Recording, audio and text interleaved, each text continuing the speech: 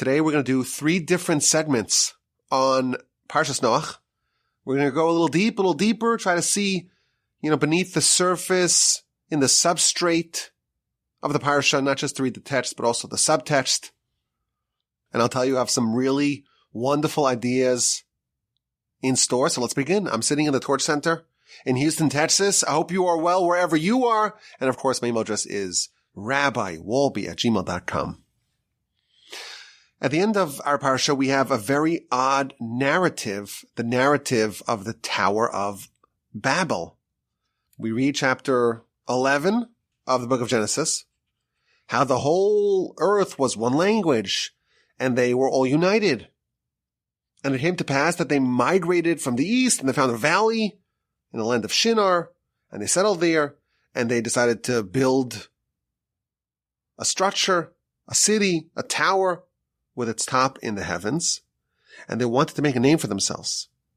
And they started building, and the Almighty descended to look at the city and the tower, and he said, "Behold, they are one people with one language for everyone." And now maybe they'll be successful in what they do. Come, let us descend and confuse their language. No one will understand each other. And indeed, the Almighty dispersed them all across the world, and they stopped building the city. And that's why it's called Babel, Babylonia, because the word Babel, as it means today, means like to say something which is gibberish, right? You babble.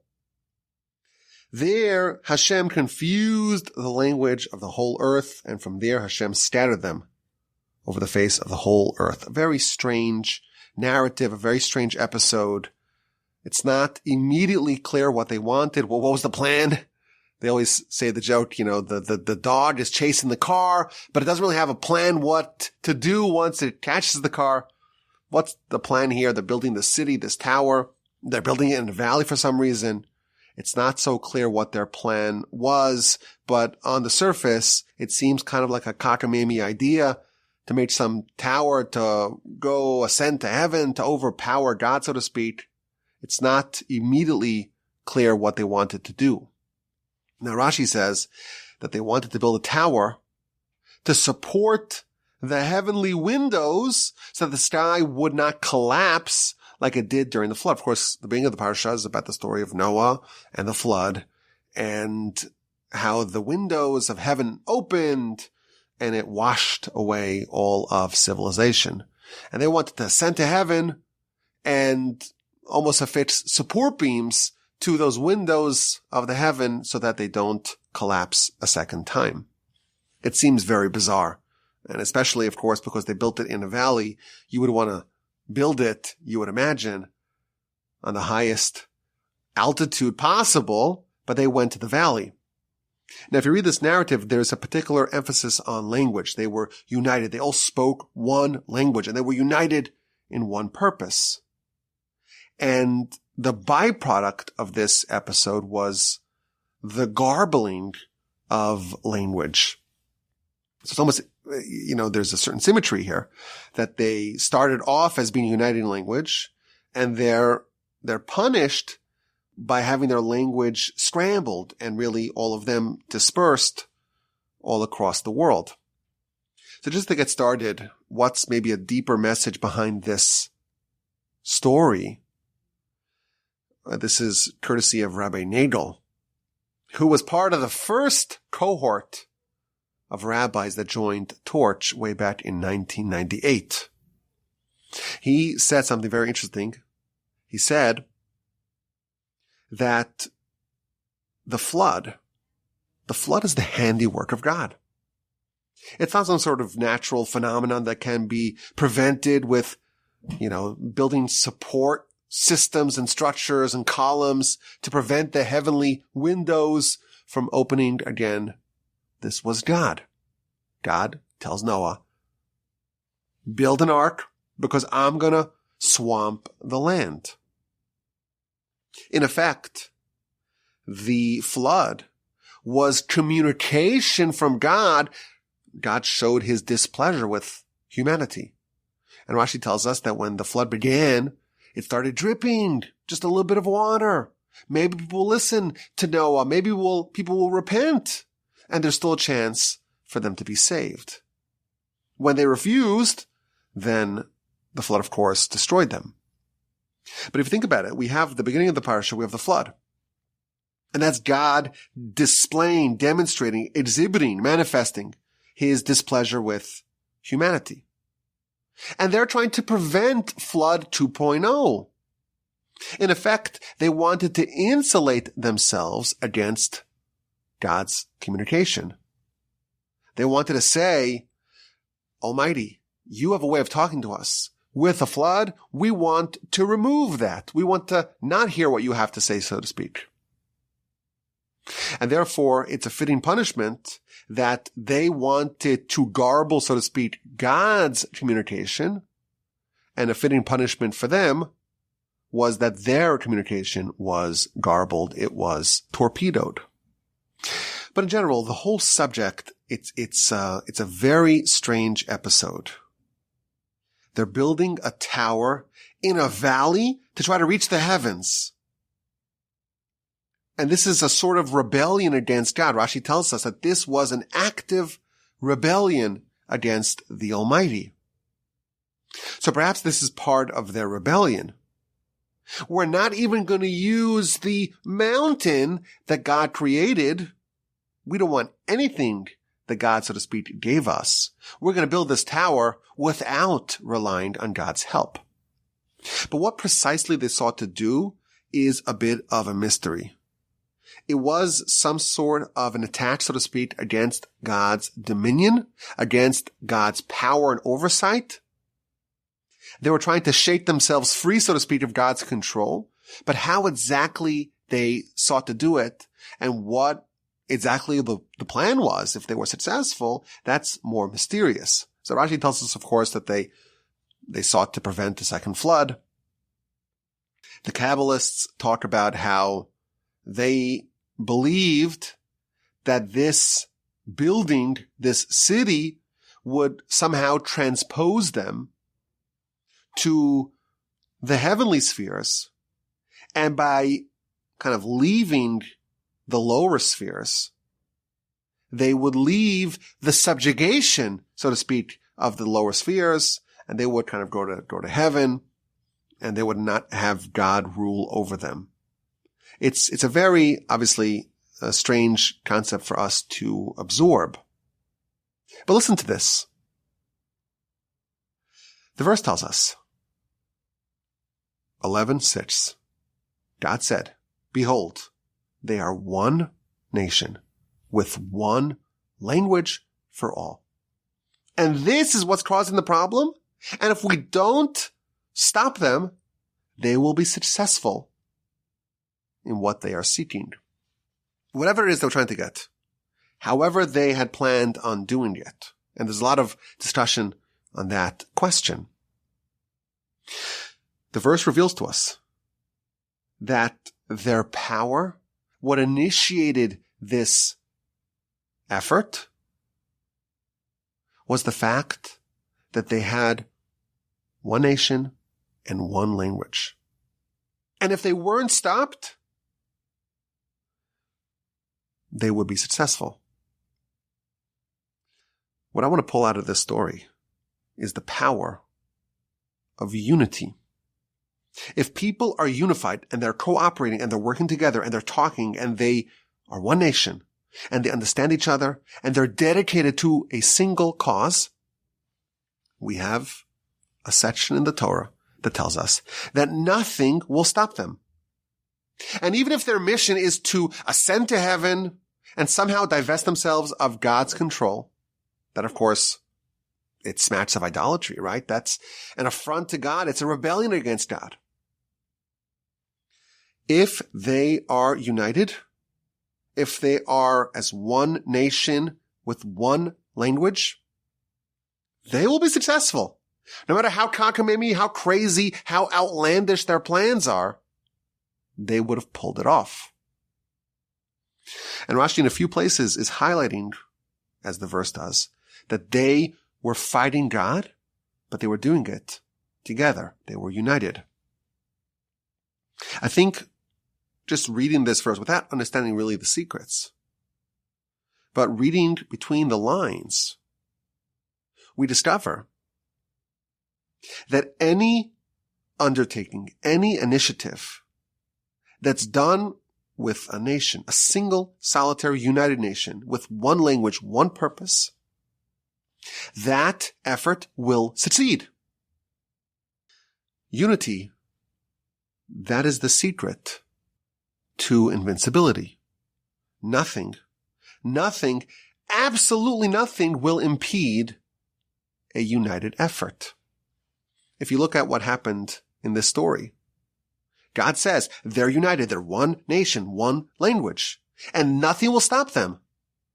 How does God actually stop them? He doesn't stop their efforts. He stops the unity. He disables the unity. He disables the single language, everyone working together, cooperating together. He garbles their language. He scatters them. They're no longer one nation, one people, one united front, one language. And as a result, they are vulnerable. They are no longer invincible. And that's how he stops them. So again, we're not really understanding what exactly they wanted to do. But we do see, we're noting here, that their efforts were going to be successful because they were united. And the only way that they were stopped is because God removed their capacity for unity by garbling their language and scattering them across the land. We see from this the power of unity. And this is unity even for a very evil goal. What exactly it was, again, we don't know. But it was in an effort to rebel against God and his oversight and dominion. I think we can deduce from this that unity, if it's so powerful for an evil end, all the more so, how powerful will unity be when working towards a positive goal? It's an unstoppable force for bad here. It should become an unstoppable force for good. Here they're trying to override the heavens for bad, and it would have been successful because of their unity.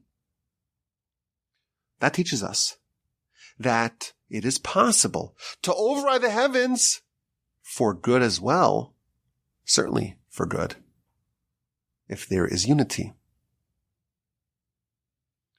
And I'll tell you that this actually happened. We have an example of this. When did this happen? What did they want to do? They wanted to ascend to heaven and to override the plan of heaven. There's an example of this actually being pulled off. It's not in the book of Genesis, but it is in the book of Exodus. Moshe ascends to heaven. And Moshe spends 40 days and 40 nights in heaven. And the Talmud tells us that when he's there, the angels are very surprised to see him. And they ask God, well, what's he doing here? What's this earthling doing here? What is this flesh and blood doing amongst us? And God says, well, I'm giving him the Torah. You're giving Moshe the Torah? That's a crazy idea. Ma enosh tisisreno, humanity, flesh and blood. They're mortal. They're fallible. They're sinful. They're not deserving of your holy Torah. Moshe does a very similar thing to what the people of the Tower of Babel sought to do. Moshe was able to ascend to heaven. And when he got there, he found an entire network of angels who are trying to deny his plan. He wants to get the Torah, and they say no. And what does Moshe do? He's able to extract the Torah against the wishes of the angels. He's able to, as a representative of the nation, ascend to heaven and override the angels. He does exactly what the people of the Tower of Babel wanted to do. They wanted to ascend to heaven and to override the heavenly plan, and they failed only because the unity was taken away. Moshe pulled it off. He succeeded where they failed. How did he do it? How did Moshe pull off what the people of the Tower of Babel were unable to do? We find the answer. Exodus chapter 19, verse 2. When they arrived opposite the mountain, the verse says, Vayichan Sham Yisrael neged Hahar. Israel encamped opposite the mountain. And the word Vayichan means, and he encamped, but it is singular, not plural. It should have said Vayachanu. Israel, i.e. collectively, the plural, the masses of Israel, encamped opposite the mountain. Why does it say Vayichan as opposed to Vayachanu? That's Rashi's question.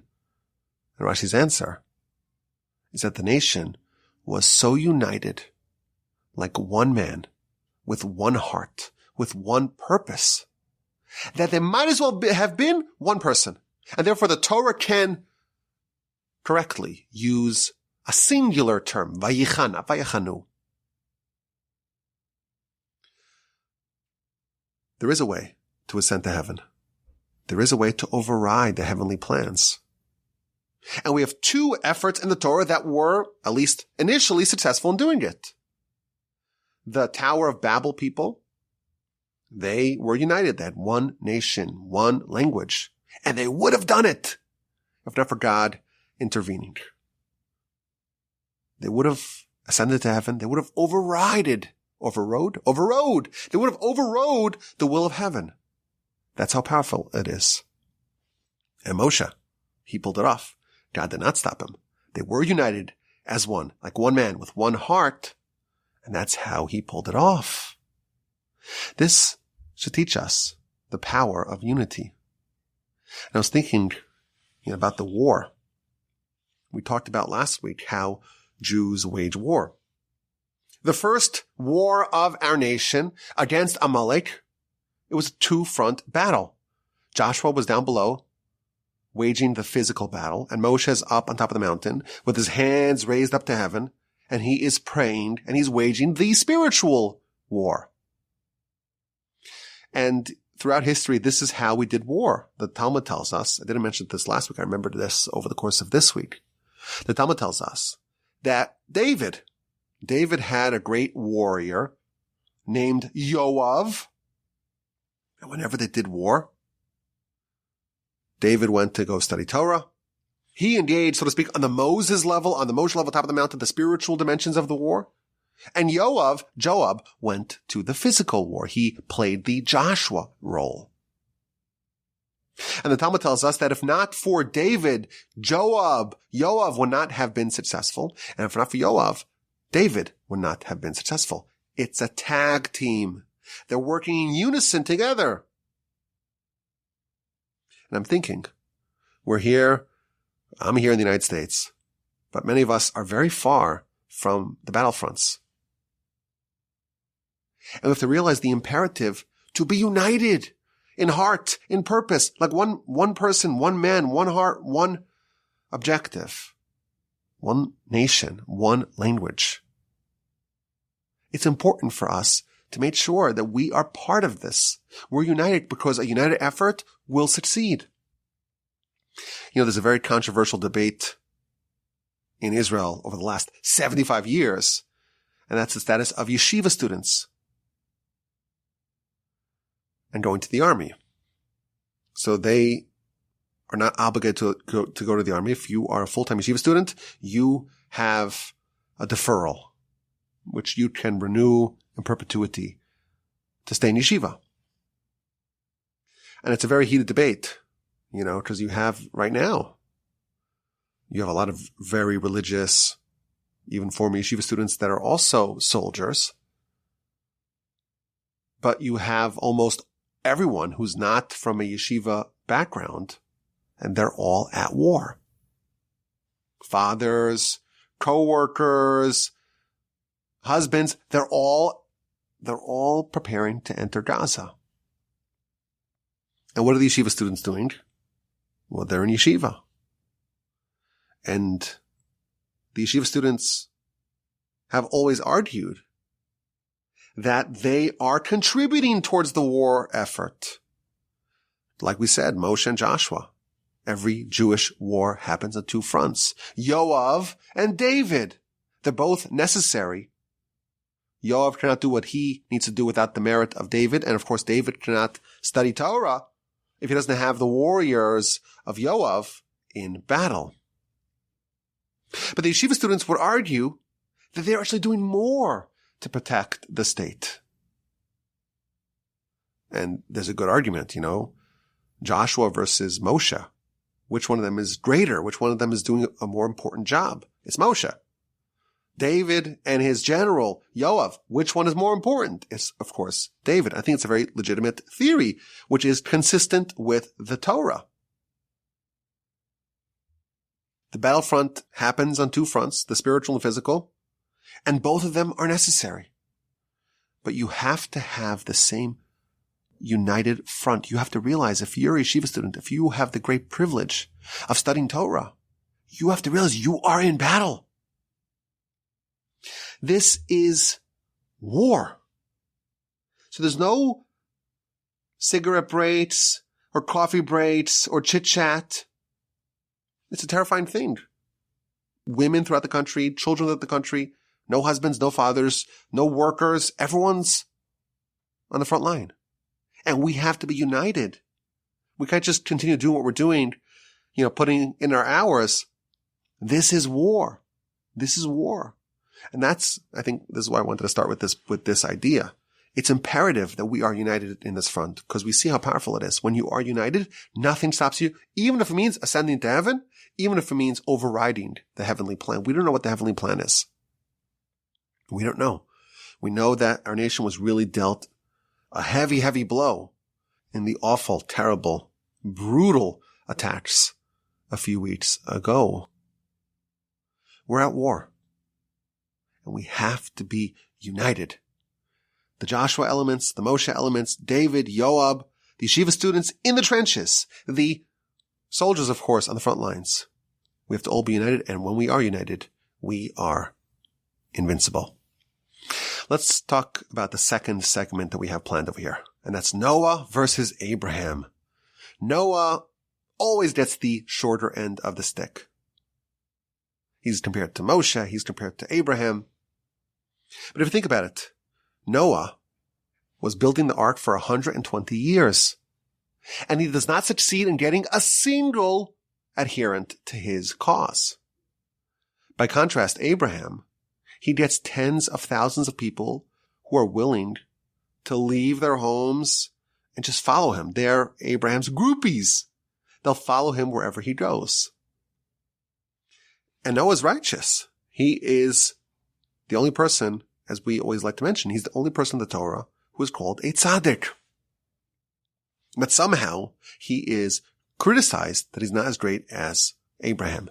And what I want to investigate, and we spoke about this very briefly last week, I want to investigate where Noah went wrong. We talked about Noah inventing the plow. What an interesting factoid about Noah. Noach, as he's known in Hebrew. He's called Noach, which means comfort. Why? The verse tells us, chapter 5, verse 29, at the end of last week's Parsha, that he provided comfort from our suffering and torment from the earth that was cursed by God. As a result of Adam's sin, there was a curse that was given to the earth. And that is that it's going to have weeds and thistles. It's not going to easily produce the food that we need to eat. And Noah is called Noah. It's called comfort because he provided comfort because he invented the plow. That we saw last week. What an interesting little fun fact about Noah. He's an inventor. There's a patent with his name on it. He invented the plow. The plow, it helps alleviate some of the curse, some of the sting of the curse of Adam. It moves the soil. It gets rid of some of the problems in the soil, some of the weeds in the soil. And Noah invented that. And in fact, that is central to his character. He's called Noah because of that. That's what we said last week. In our Parsha, we read chapter 6, verse 13, an easy verse to remember, 6:13. God tells Noah, the end of all flesh has come before me. The land is full of chametz, it's full of thievery. And behold, I will destroy them, es haaretz, which means either with the land or from the land. But it's unusual terminology. What does it mean that God is destroying them with the land or from the land? So Rashi offers two interpretations. Either from the land, well, they're on the land now, but they're going to be gone from the land. Alternatively, Rashi offers a second interpretation. God will destroy them with the land. God is also destroying the land. Explains Rashi. Because the three tvachim, the three hands breadths, like 10 inches, which is the depth that a plow reaches, like the topsoil is turned over by a plow at a depth of 3 tvachim, of 3 hands breadths. That also was destroyed. So I'm going to destroy the people with the earth, meaning which earth? Not all the earth, just the depth of the earth, of the soil, that a plow turns over. Rashi is teaching us, based upon a midrash, that the flood destroyed the earth at a depth that the plow plows. Is this a coincidence? Noah, we're told, 529, invented the plow. And then 6:13, Rashi tells us that the flood removed the topsoil to the depth that the plow plows.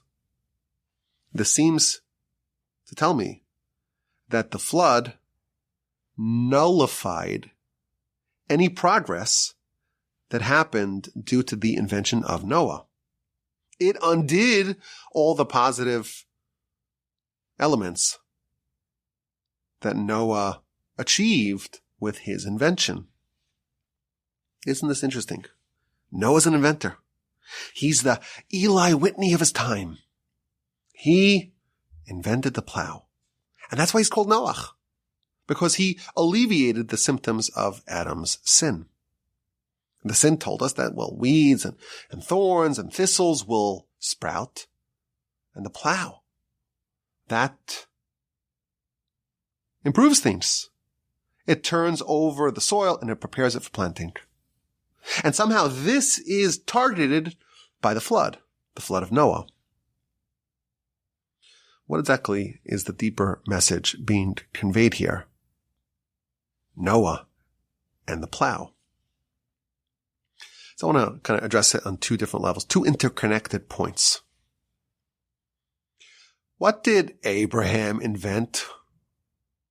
What patents were issued to him? Did he invent the weed whacker? Or the scythe? Or the sickle? How did Abraham use his creativity? How did Abraham benefit the masses? I think there's a very, very deep point here. Adam sinned. That changed everything. He got a Yetzer Hara, evil inclination operating within him. And he was cursed. With the sweat of your brow, you'll eat bread. And there'll be thorns and thistles and weeds will sprout. He's condemned to work the field in order to have food. And everyone wants to help. Noah wants to help. Abraham wants to help, and they each do it in a very different way. Noah, he invents the plow. Noah is not thinking, how do I solve the problem? How do I fix the underlying cause? How do I reverse the sin of Adam? Noah's tolerating the sin of Adam. He's tolerating the status quo. Let's learn to live with it. We have thorns. We have weeds. We have all these problems thanks to Adam's sin. Well, how can we improve? Let's try to clear out the weeds. Noah is working within the framework of Adam's curse. Abraham, he's doing something else entirely. He's not inventing a weed whacker. He's trying to find a way to eliminate the problem in a very fundamental way, to reverse the sin of Adam and thereby reverse the curse that came out of that sin. The Talmud tells us that Abraham and Isaac and Jacob, they were the only ones who thoroughly, comprehensively, and totally cleansed themselves of the Yetzer Hara. That's a way of saying that they fixed within themselves the sin of Adam. Adam's sin, after all, spawned the Yetzer Hara within a person. Abraham, Isaac, and Jacob, the Talmud tells us, I spoke about this extensively in my first book, not the new one that we're working on, not the new one that I wrote like 10,000 words this week on, the old one, Upon a 10-stringed harp. Abraham, Isaac, and Jacob, they fixed within themselves the sin of Adam, and thus they cleansed the Yetzer Hara, which is the byproduct of the sin of Adam, and they perpetuated that mission to their descendants. Two very different ways to deal with the sin of Adam. Noah tried to do something. He invented the plow. How'd that work out for him? With the flood, all the progress that Noah made was done. The flood completely removed any impact of the plow. It cleared away the topsoil at the depth that a plow plows. There's nothing left. He's left with nothing. And Abraham changed the world. Noah considered the sin of Adam to be the de facto state of humanity, and let's try to make things as best as they possibly can be given the realities on the ground. Abraham, he's a dreamer. Why do things have to be like this? Does the sin of Adam have to endure forever? Let's try to fundamentally transform things. And each one got what they sought. Noah improved people's lives. It's more pleasant to have a plow than to not have one in the reality of the sin of Adam. And Abraham launches the operation to transform the world, to fix the problem at its roots. Noah was addressing the symptoms. Abraham was trying to treat the disease, to fix it. And that's why Noah invented the plow. And Abraham invented the notion of fixing Adam's sin altogether. And yes, Noah is one of the great personalities of our history. He's the only one, as we mentioned earlier, he's the only one in the Torah who is labeled as a tzaddik, as righteous. But he's also criticized. Unlike Abraham, who reversed the tide of Adam's sin, Noah tried to live with it. He tolerated it. Yes, he tried to alleviate some of the symptoms, but he did not address the underlying malady. Abraham, we don't see him trying to improve the fields. He's not trying to say, we have weeds, let's try to improve our life now that we have the weeds. He's trying to change everything. Let's see if we can eliminate those weeds. For Noah, things were improving a little bit.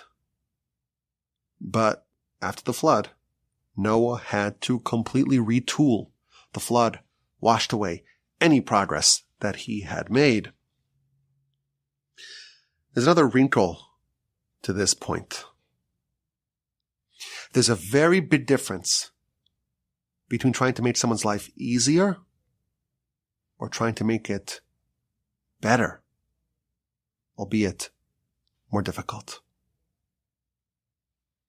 Noah, the word Noah means comfort. Noah was trying to make everyone's life easier. There's no one regarding whom Abraham made their life easier. He made their lives better. He gave them the ideas and the arguments and the values and the priorities and the tenets that they would need to live a higher life, to live a loftier life. And yes, that's a more difficult life. And Noah maybe was a bit of a people pleaser. He wants to not push people too hard. Let's try to make their life a little bit easier, more comfort. Perhaps part of the lesson here is that if you want to give someone comfort, it's very hard to give them also change. Those who coddle cannot have the impact of Abraham. Another very interesting subplot to this story, so fascinating. Rashi in two places, 529, 613, tells us that there's some sort of connection between Noah and plows. And maybe this is some of the deeper messages that are being conveyed here. Segment number 3. This one is just a beauty. An amazing insight with a few moving parts. I left it at the end. I think it's probably the deepest one that we're going to cover, just because it does demand a bit of knowledge of Hebrew and of the gematria system, which is the assigning of a number to every letter and thus to every word in the Torah, or in Hebrew, really. I'm going to try to do it in a way that everyone can understand it. It's helpful if you could write this down, because there's a few moving parts here that all intersect in a beautiful way. Noah's told that God is going to destroy all of humanity, all the flesh. Why? Ki mal'a ha'aretz chamas. Because the land is full of Hamas. Not Hamas, the terrorist organization. A similar bad thing. Hamas is a form of theft. It's a form of theft. Robbery. Now, how do you spell the word Hamas in Hebrew, in the Torah? It's a ches, and then a mem, and then a samach. Hamas. Question number 1. There is a more standard word for theft, for thievery, for robbery, and that's gezel, or geneva. The word Hamas, it's a very unusual word. So why does the Torah use this word, Hamas, ches, mem, samach? Why does it use this word to describe the sin that contributed towards the generation of the flood to be condemned to be destroyed? Question number 2. God tells Noah the precise dimensions of the ark. Its length is 300. Its width is 50. Its height is 30. And all the way at the top, it reaches a 1 cubit point at the top where the two walls, the two sides of the roof meet. So the dimensions of the ark are 300 by 50 by 30 by 1. And it's very precise. Why these specific dimensions? The Ramban, after all, says that it's a miracle to fit all the animals in anyhow. What is the secret of these precise dimensions? Listen to this. This calculation comes courtesy of the Gaon of Vilna. He cites the Talmud. The Talmud tells us that the venom of a snake stands between their teeth. You see a snake, it's got these two sharp teeth. And between it, that's where it injects the venom. Eres nachash bein shinav, between its teeth. The poison, the venom of a snake comes from between its teeth. Now, what's the Hebrew word for a snake? It's nachash. Nachash. A nun, a ches, and a shin. And the venom is between the teeth. How do you say teeth or tooth in Hebrew? It's a shein, a shin, and a nun. So, if you just write this out, it's easier to see it. The word nachash, it's a nun, and then a ches, and a shin. So the two letters on the outside, the first and the last, are a nun and a shin. Those are the same two letters for the word tooth, which is shin nun. Thus, when the Talmud says that the poison of a snake comes from between its teeth, says the Gaon of Vilna, that means that the poison is found not in the letter nun, not in the letter shin, which spells out the word tooth, shein, those two letters. Rather, it's in the ches, which is in between the two. Okay, so we have three letters for the word snake, nachash, nun, ches, shin. And the word tooth is shein, which is the first and the last letters. And those do not contribute towards the conveyance of venom. The venom only comes from the letter ches. The other two, in fact, are moderating forces. They limit, so to speak, the danger of the venom. Okay, hold that thought. This is maybe more than you bargained for. There is an angel that we call the Samach Mem. We're not allowed to say the full name of this angel, but it's a destroying angel. Think angel of death, think Satan. It's one of those angels. Some people like to call it Uncle Sam, Samach Mem, Sam. But the full name that we don't pronounce is Samach Mem Aleph Lamed. Aleph Lamed means God. So this is Samach Mem. It's like poison. The word Samach Mem means Sam, poison. And then there's Aleph Lamed, which is God.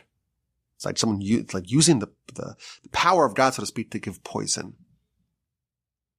But similarly, the word Aleph Lamed, meaning God, that's not poison. It's only the Samach Mem that give the poison.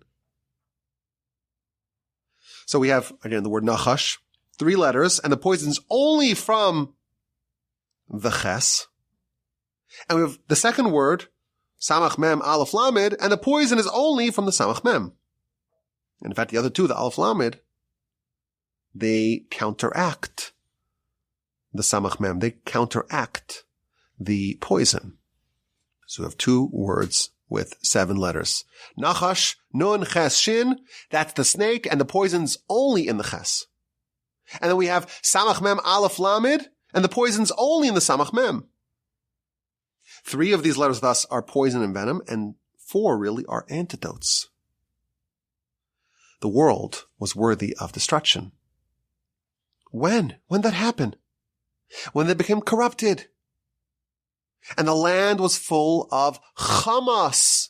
Chamas means robbery and theft. But the word chamas is spelled ches, mem, samach. Ches, that's the middle letter of the word nachash, of snake. And mem, samach are the samach mem of that angel, Uncle Sam. It's the poison of that angel. Thus, it's way worse than a nachash. It's way worse than the Samach Mem Aleph Lamed. Chamas, that is a description of only venom, only poison. You have the ches from the middle of nachash, between the tooth, and the Samach Mem from Uncle Sam, without the moderating force of the Aleph Lamed. It's just the venom, just the destructive elements of that angel.